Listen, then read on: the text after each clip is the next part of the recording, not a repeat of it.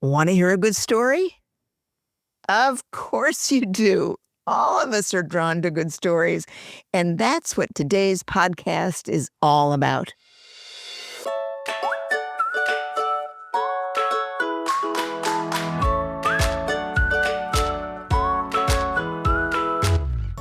Welcome to All About Capital Campaigns, a podcast that provides fuel for your nonprofit's growth.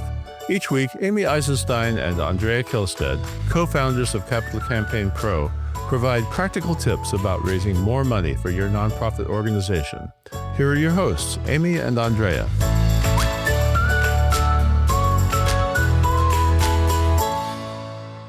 I'm Andrea Kihlstedt, co-founder of Capital Campaign Pro. My wonderful partner and sidekick, Amy Eisenstein, isn't with me today.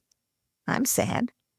But instead, I'm talking to Graeme Watt, a person who understands the essence of capturing and telling nonprofit stories better than most of us. Don't worry, Amy will be back next week. And now, with a fanfare, welcome to Graeme. Graeme is the co-owner of Anthem Creative, a creative studio full of art.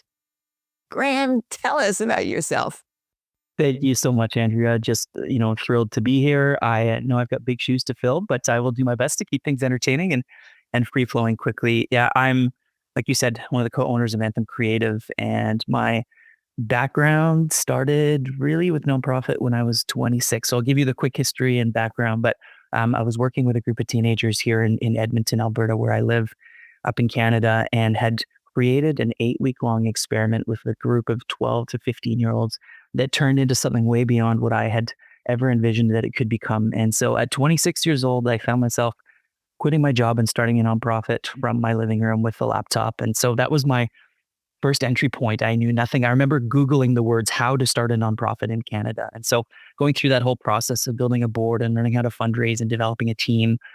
So I spent the next 7 years failing forward and building a grassroots national organization that was focused on youth empowerment. And, so by the end there, we had about 15,000 students raising hundreds of thousands of dollars that we were then partnering with organizations all over the world through that organization.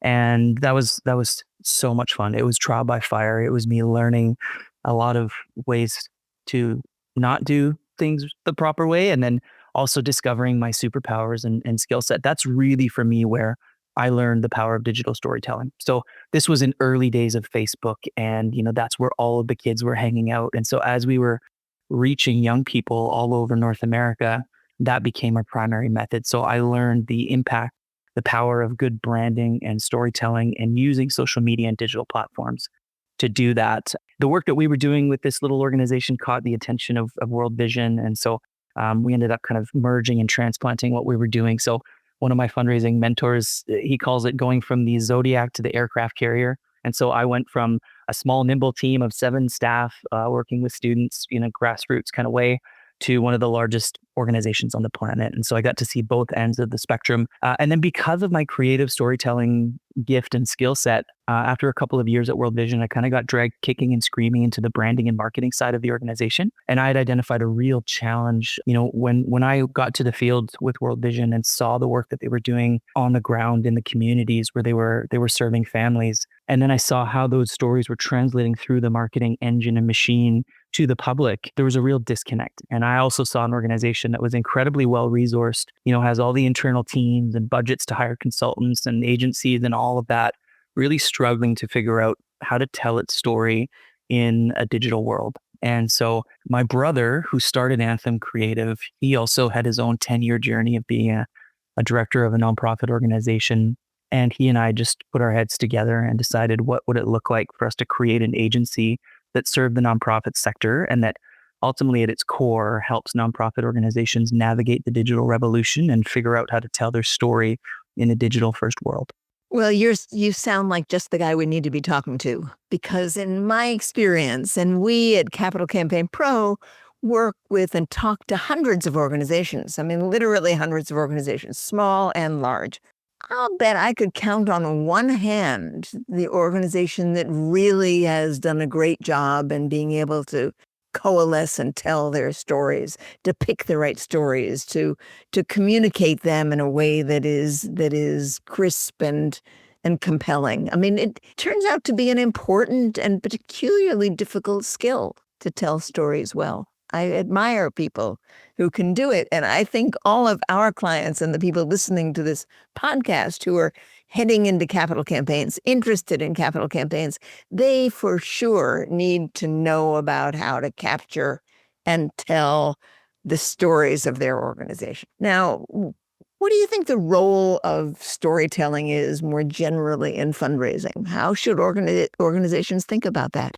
Yeah, I've had a mantra for many years that sometimes can rub people the wrong way, but I've fundamentally believed this from the very beginning. When I was 26 years old and knew nothing about nonprofits and how to fundraise and how to really do anything in that space, one thing I knew is that whoever tells the best story wins. And the challenge that people have with that statement is the wins part, because it's like, oh, we're not competing. But at the end of the day, you're competing for the attention of donors. You're competing for the limited resources as well. And I think the way I think about storytelling when it comes to fundraising is I think of storytelling as the lifeblood of your organization.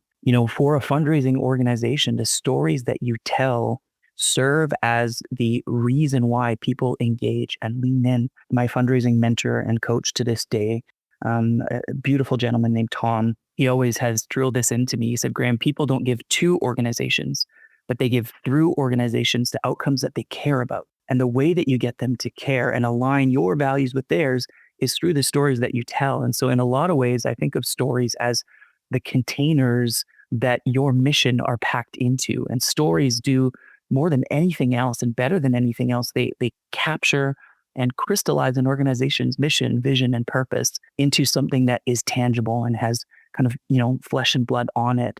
And so, I see storytelling as being absolutely vital. And, time and time again, we see that the organizations that are most successful in their fundraising are the ones that do the best job of communicating their story in a way that connects with people.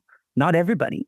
And that's the other piece, right? You don't want your stories to be necessarily for everyone. You want them to be for the right people. You want to be able to use your stories as a signal that say to someone, do you care about this? Because if so, we're doing something. We are creating impact in this area. And if that matters to you, then let's partner together to do that. It's so interesting. Graeme, you mentioned mission, vision. I am sure you have too. You've read a lot of those statements, a mission statement, a vision statement, a goal statement, right there on people's websites. And just about always when you read those statements, right? Mission, vision, values, those are the statements that you read. And almost always, by the time you get to the end of them, much as they are well-meaning, your eyes glaze over, right? They're not very exciting. And the ability to translate those ideas into a story that makes your eyes light up is, I think, the magic that you are talking about. So if you were advising an organization, as you do all the time, how would you advise them in capturing stories and knowing what the right stories are that they should be telling? That's a great question. So we call those anthem stories. And what an anthem story is at its core essence is a story that captures all the dynamics and breadth and beauty of your organization's core mandate, purpose, and mission. And, so you talk about the mission statement on the website or like printed big on the wall that everybody walks past, but nobody can recite or remember. When I was running my organization, when people would say, oh, what is it about? What do you do? I would not give them our mission or our purpose statement or our vision statement. I would tell them about Caleb.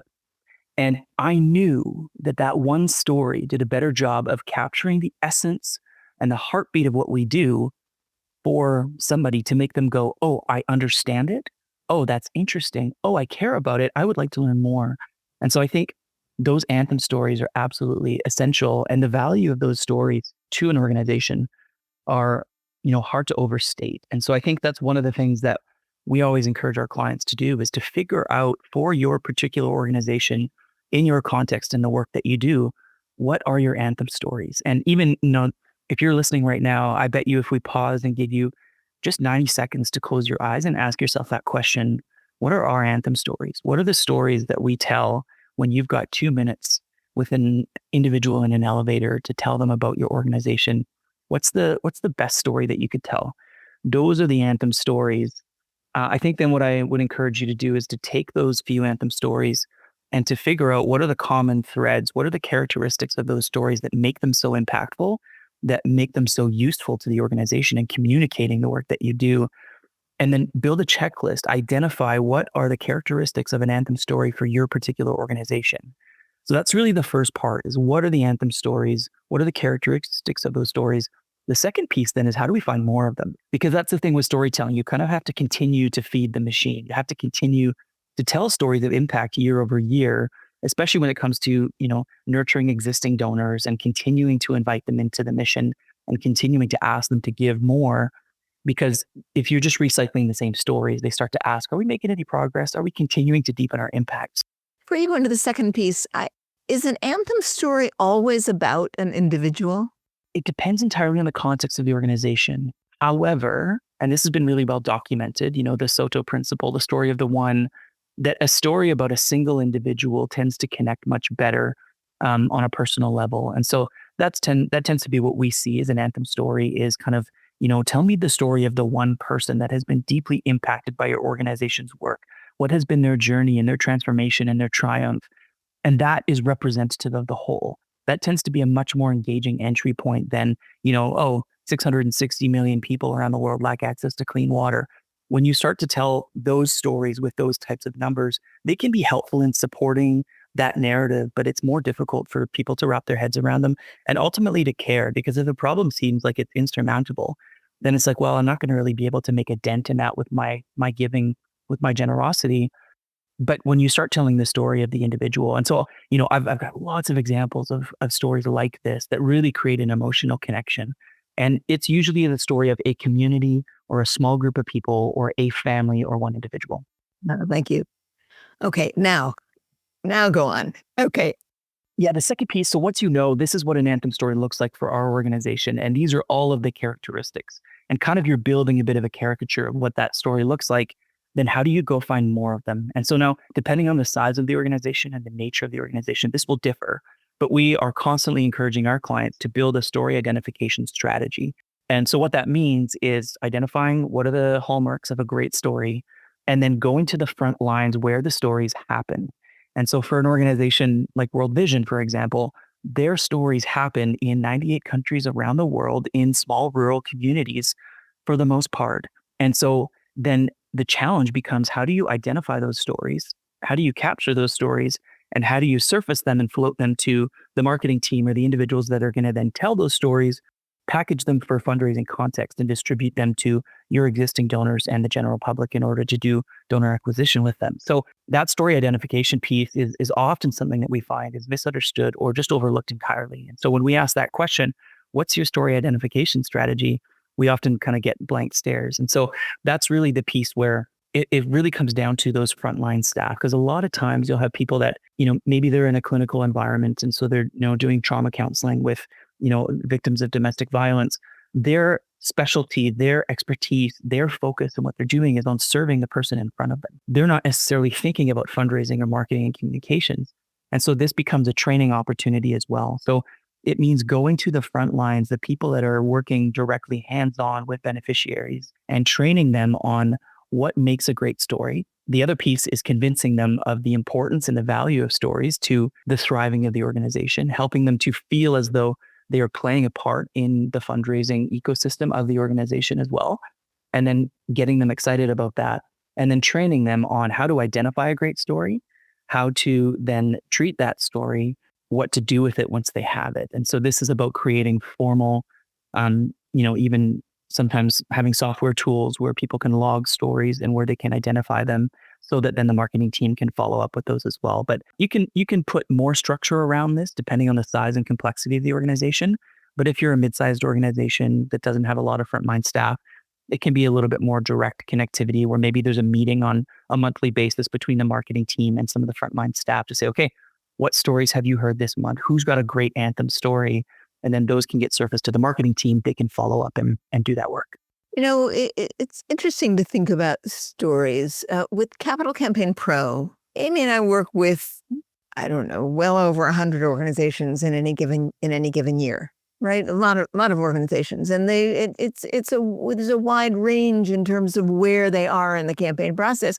Some are always finishing campaigns and are celebrating campaigns. Some are beginning campaigns, and we, in principle, are always happy to be finding stories of the successful campaigns to be celebrating, right? There's nothing like hearing about the little engine that could, right?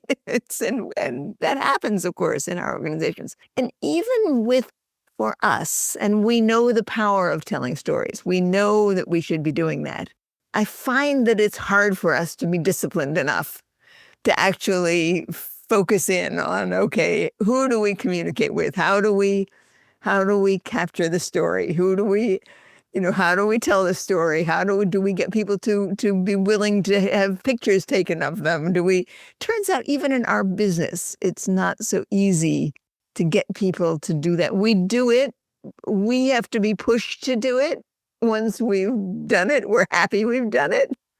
But it's peculiarly hard to draw out stories, even when the stories are hugely are of great successes. Why do you think that is? I think there's a lot of organizations and we struggle with this too as an agency. Like the irony is that we don't do a lot of this ourselves. We're terrible at celebrating You the too, impact right? and the results You of our too. clients. Exactly. And I think some of that comes from, a sense of whether it's humility or not wanting to sort of, toot your own horn and, feeling a little bit strange and icky about that. We have a much easier time coming into an organization, helping them identify the right stories, building a whole narrative around it, and launching a campaign that has great impact and raises millions. We love doing that. We struggle to tell our own story. I think some of that just comes from insecurity. It comes from a sense of, are we doing it right? Are we going to look silly? Is this the right story? What if it flops? What if we put it out there and it doesn't resonate? And, what if it doesn't perform? What if we don't see the results? And there can often be a bit of a hang up too. And I think we'll get to this later in the conversation when we start talking about AI, but the investment required of time and energy and resources to tell a story. And what if we don't get the return on that? And we've just put a lot of energy into it. And so there can be some hangups and challenges with that. But I think this comes down to a bit of a culture and a values thing. And so we spend time with leadership teams, helping them to really embrace storytelling, understand the vital role that it plays, and building a storytelling strategy into the organization to recognize that if you really want to be successful, and look, let's face it, inboxes are crowded and social media is noisier than ever. And, with AI generated content coming, there's just going to be this flood of, volume of content that's hitting us in every way, in every channel. And so I think it's more important than ever that organizations figure out how to really stand out in this kind of crowded, noisy environment. And the best way to do that is by getting really, really good at storytelling. So, okay, let's jump forward and say, all right, a particular organization has actually captured one or two or three anthem stories that really work, that make people wake up, that people want to hear, want to listen to. Now, there are many ways they can use those stories. And in the capital campaign context, which is, of course, our context, one of the ways to do that is for every major gifts officer, every board member, every executive director to be well versed in actually telling those stories face to face, person to person, right? Not creating a slick video about it, but actually having everybody be, here's the story about who is, you gave the name of a person, of a boy or somebody that you tell. Caleb. Yeah. Caleb, right? Here's our Caleb story. We should all be ready to tell this when we go talk to donors or when we. So that for me is the epitome of how best to use a story, right? In the context of capital campaign fundraising, right? But that's only one of a great many ways to use a story. What do you work with your clients to do in terms of ways of telling stories?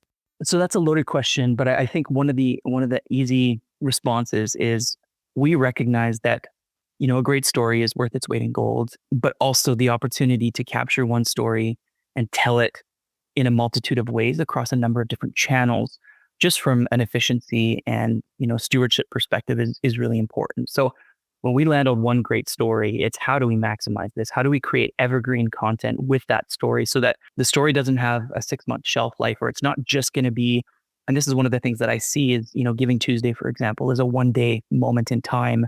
And so if you put a lot of energy into telling a story that is just for Giving Tuesday, without the ability to repurpose that as an evergreen asset that's going to serve the organization for 3, 4, 5 years, then, that's not very efficient from a resource perspective. But, I think, so in the context of capital campaigns, and this is why for our team, I think capital campaigns are one of our favorite things to engage with from a storytelling perspective, because I see a capital campaign as being a story in and of itself. And I think when we first connected, Andrea, I told the story of an executive director of a camp that came to me and he said, "Hey, I've got to raise, 600,000 for a septic field at the camp. And I don't know how to do that. It's not something that, my donors are going to get excited about. And, yeah, there's a couple people who I could knock on their door and say, hey, you should do me a favor. We need to, fix the septic system." But he's like, what's the right approach here to doing that? There's obviously urgency and we have to get this sorted out in a short amount of time. And so we then just said, great, we'll wrap the whole thing in story. What's the story that we're telling?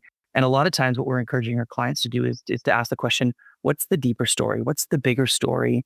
And I think when it comes to capital campaigns, we think in terms of macro stories, and then within that, the micro stories.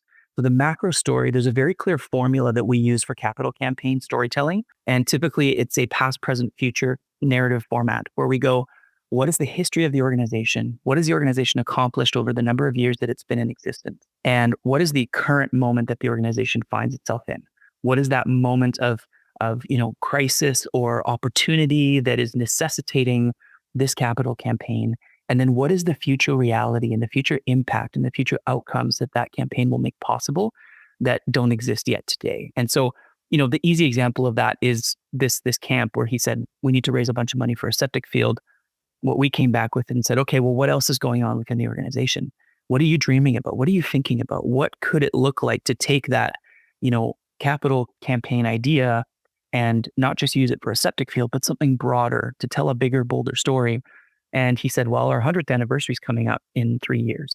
And, I've been really pounding the drum of sustainability with our board and with our donors. And I want to make the camp 100% sustainable without needing donor dollars so that those donor dollars can be used for expansion and growth. And so we said, okay, great. But what's that going to look like? So we actually built a whole campaign of the $2.8 million campaign. So relatively small, but the septic field was one line item in the campaign. And then we told this 100-year story. And so the campaign was called The Road to 100. And it was about reflecting on the last 100 years, communicating the opportunity in the current moment, and how this campaign is going to set up the organization for the next 100. And so that's a huge piece of what I see with capital campaigns is telling this macro story. But then within it, there are all these micro stories of the individuals, the campers that have been impacted, the families whose lives were transformed by that place. And then there's also just, finding your villains in the story too. And so one of the threads that we drew on for that campaign in particular is this idea that as the world is getting noisier and more digital and kids are more distracted and connected to their devices,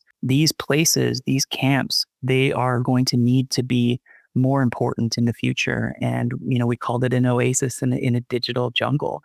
And so it's kind of pulling on that big kind of macro thread and this enemy of technology that we're all fighting against, and seeing kids having a safe place where they can come for the next 100 years is going to be more important than ever. And that campaign was wildly successful.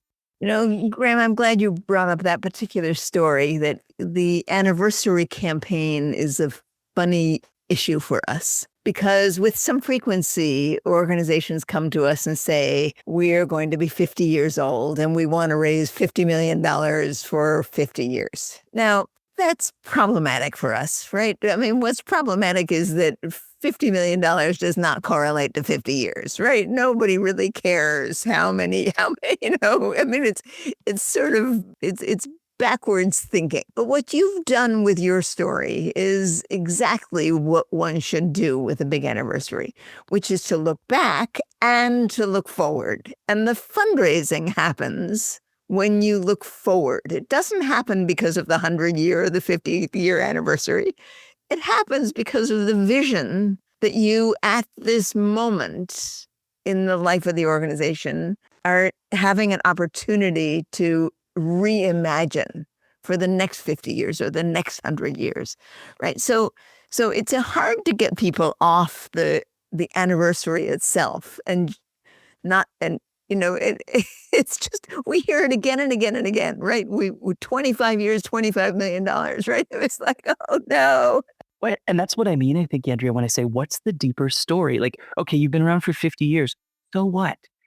Does that just mean that you've been ineffective in accomplishing your mission over 50 Exactly. years? So you actually bring up question marks. And this is where I think this idea of, we started this organization 50 years ago. You tell the founding story because we had this burning desire. There was this need that we were going to fill. That need still exists today. In fact, it's greater than ever. And it's more important than ever that we address it with greater energy and emphasis. And we've got new ways of tackling this. This is where we're going over the next 50 years. We need you. Come with us. So I that's why I love capital campaigns too. Is like, okay, what is the story that we're wrapping the whole campaign in? And I mean, and you're right. Often, boards and executive directors, they're coming at a capital campaign going, well, our dining hall is falling apart and we need to replace it. It's going to cost us $7 million to do. We got to run a capital campaign. So it's often out of necessity and need. And they're not thinking in terms of like, what's the big, bold, beautiful story that we're wrapping around it? But, that's one of the things that we come into the mix and do, is to say, okay, so when we work up front with a leadership team and potentially a board, we're always starting with that story. What story are we telling? Because otherwise, if people don't get excited about a septic field or a dining hall, if they don't understand the why and how that connects to the broader purpose of the organization, then it's going to be a really tough slog.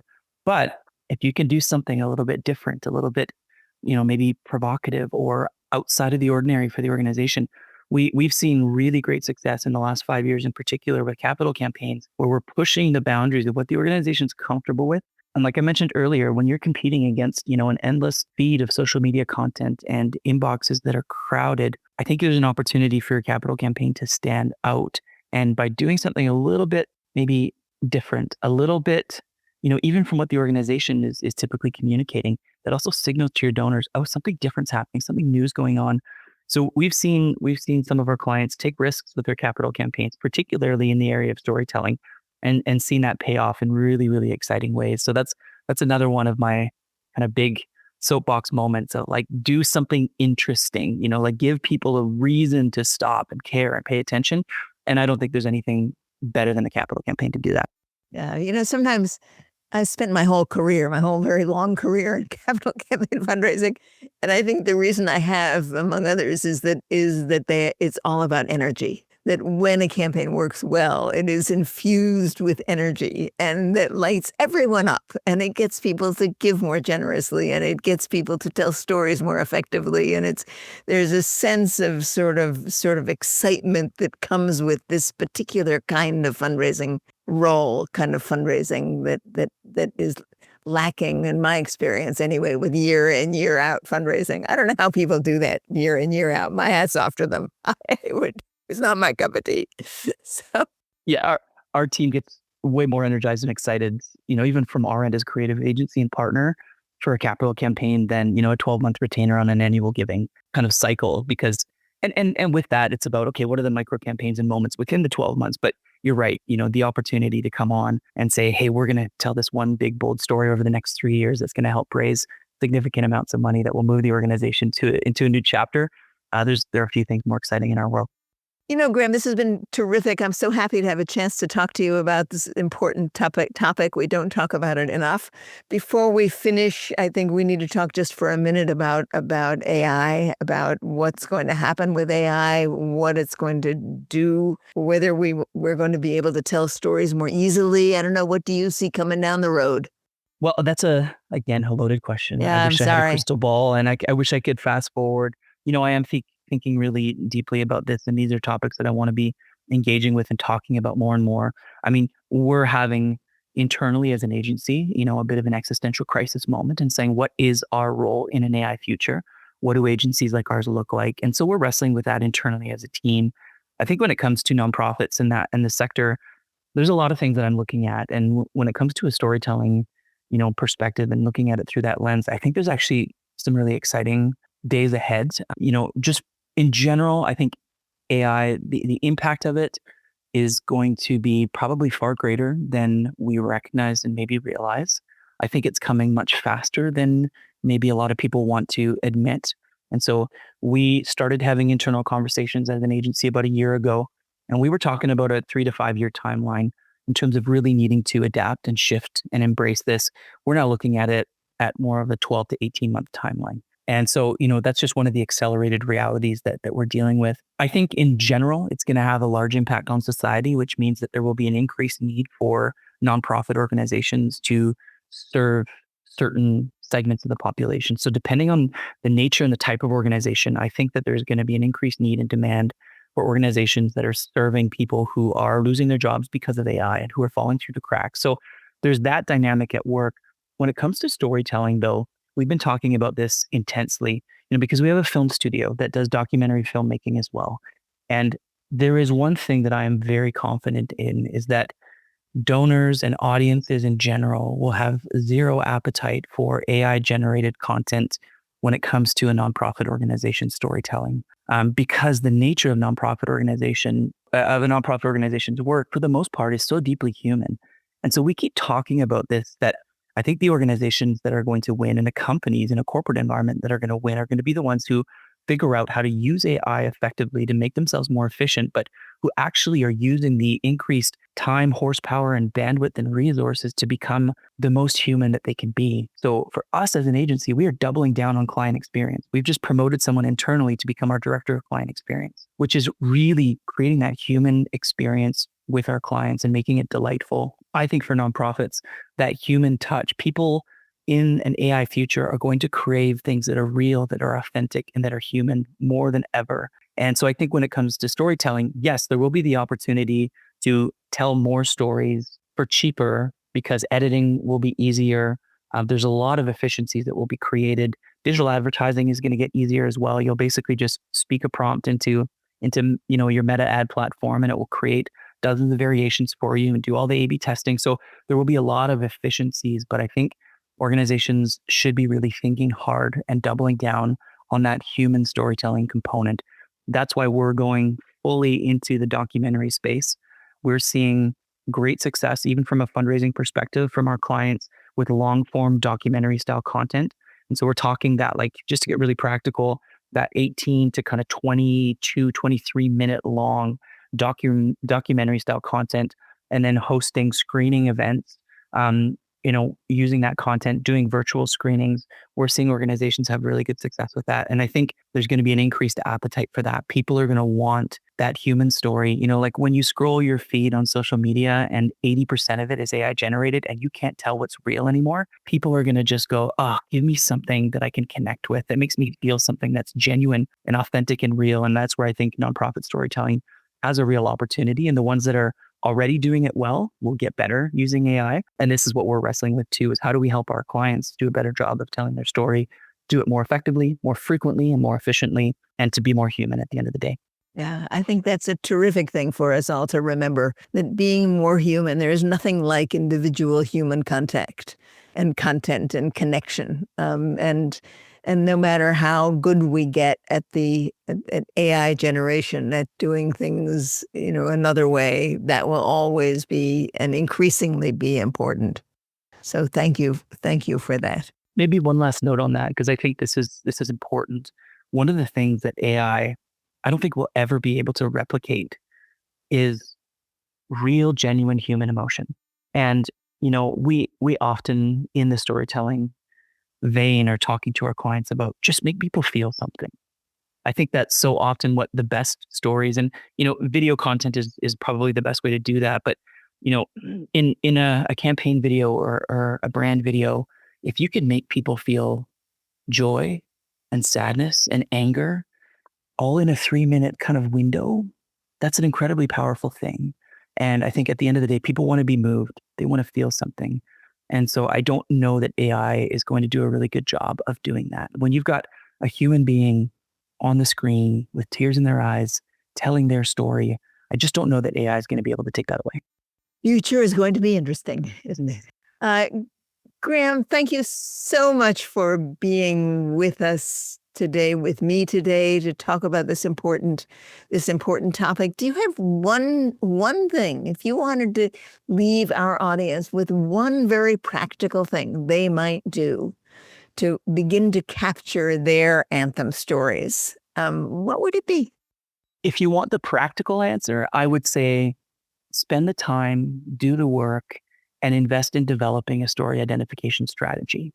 If that isn't something that you have done, if you have not taken the time to ask the question, what are our Anthem stories? What are the characteristics of them, and document those, and then train all of your frontline staff on how to identify them and what to do once they identify those. That is a really practical thing. It doesn't take months and it doesn't take a lot of resources to do that effectively. And so I would really encourage that to be the starting point. And maybe a less practical and maybe more philosophical piece. I would really encourage the listeners to take risks with their storytelling, to be willing to do something that stands out. And that's one of my biggest beefs and challenges with the nonprofit sector, is that there's a tendency to play it safe. And that translates into storytelling that is boring, that is mundane, that nobody's really going to get excited for. And so, we've seen this time and time again. Be willing to take calculated risks with your content and with your storytelling. And if you do it right and you do it well, the payoff is often really significant. Thank you so much. I so appreciate your being with us today. For those of you who are listening, if you want more information about Graeme's company, you would go to anthemcreative.ca. That's for Canada, I believe. And he's got a wonderful new website coming this week. This week is June, the end of June 2025. So go take a look at it. And for more information about capital campaigns, we at Capital Campaign Pro have a host of amazing free resources. If you go to capitalcampaignpro.com and look under the resources tab, there's a whole collection of free resources, which people have told us that they don't actually need our services because we offer so many free resources, which may or may not be a good idea, but for us, but it certainly is a good idea for you. So help yourself to our free resources. We, of course, would love to talk to you if you're going to do a capital campaign, so feel free to give us a call too. So thank you so much. It's been a real treat to be with you, Graeme.